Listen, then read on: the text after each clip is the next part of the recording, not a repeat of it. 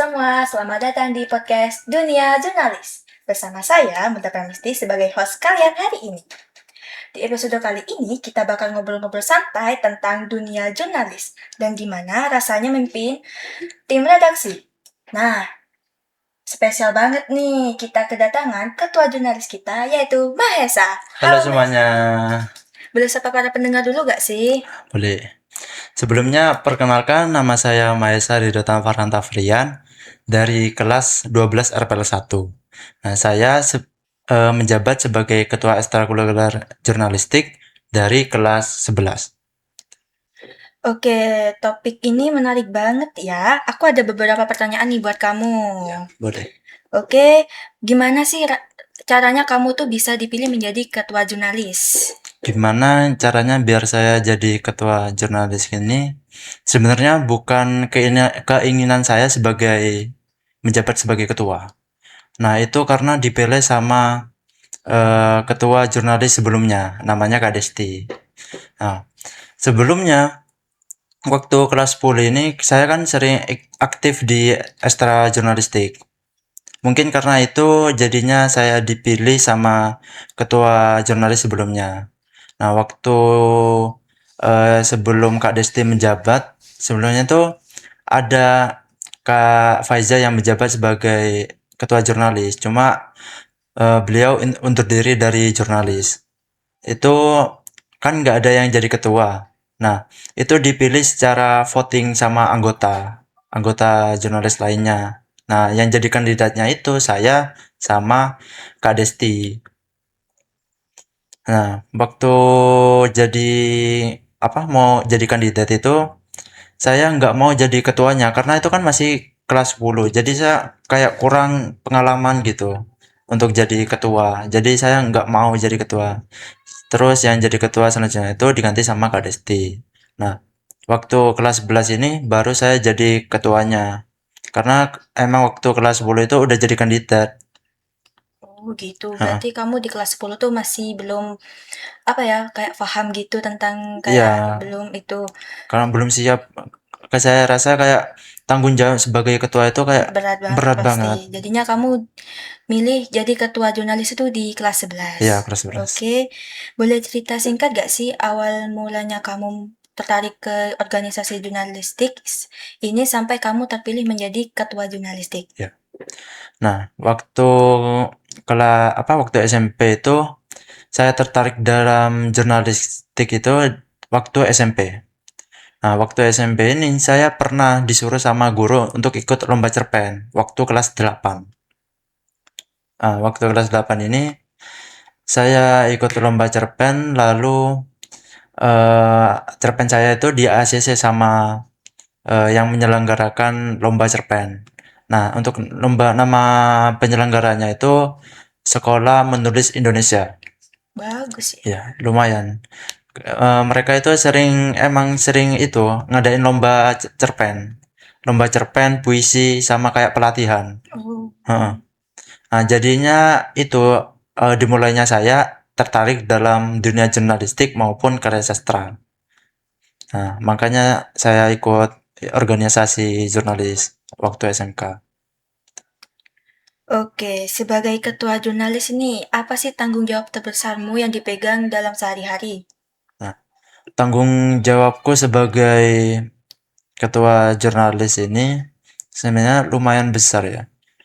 Karena dari pengalaman saya itu sebagai ketua cukup berat karena waktu ngasih tugas ke anggota itu anggotanya ini kayak nggak cepat nyelesain Oh, tugas. Nah, jadinya saya itu bingung mau tegas juga takut anggotanya kayak ngebenci saya, iya. mau lembut juga Bakal eh laya-laya gitu bakal iya. ditinggalin. Sedangkan pembina saya itu nyuruh cepat cepat diselesain tugasnya gitu. Maupun itu tugas bikin berita, editing, sama podcast. Heeh, Gitu. Oke, berada di posisi ketua jurnalis nih. heeh. Apa momen paling berkesan buat kamu selama menjabat jadi ketua jurnalis? Nah, momen berkesan ini waktu pertama kali saya ngeliput adik kelas membuat batik waktu kelas 11. Nah, itu kan jurnalistik ini kan nggak pernah tuh kayak buat reporter sama wawancara gitu. Nah, saya tuh jadi kayak kepikiran biar jurnalistik ini ada kegiatan lebihnya, kegiatan tambahannya. Jadi kayak bikin reporter sama ngeliput berita acara gitu. Ya, waktu itu kan kayak bisa ngasih tahu nih ke adik kelas ternyata jurnalistik kegiatannya kayak gini gitu. Biar gak disangka redup gitu Ya, ya. ya biar nggak disangka redup. Buat anggota baru atau mereka yang mau masuk ke dunia jurnalis, pesan atau tips apa yang penting buat kamu? Ya.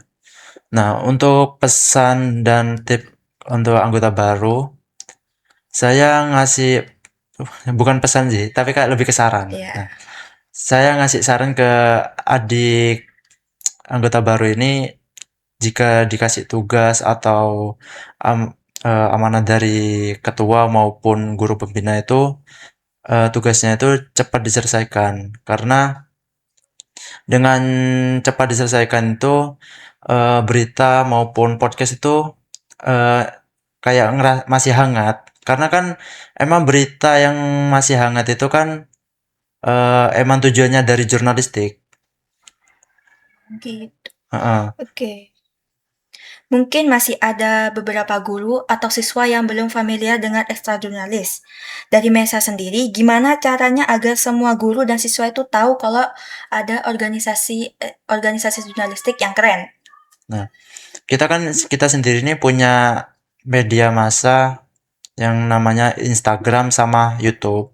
Nah, jadi biar guru-guru sama sekolah tahu kalau ada ekstrakurikuler jurnalistik ya kita postingannya lewat Instagram sama YouTube gitu. Itu untuk ngupload podcast sama berita ke sana ke dua aplikasi itu. Oke, Nah, buat kalian kalau mau kayak biar tahu nih di sekolah ada ekstra jurnalis nih, kalian bisa lihat ya. TikTok atau IG-nya jurnalis.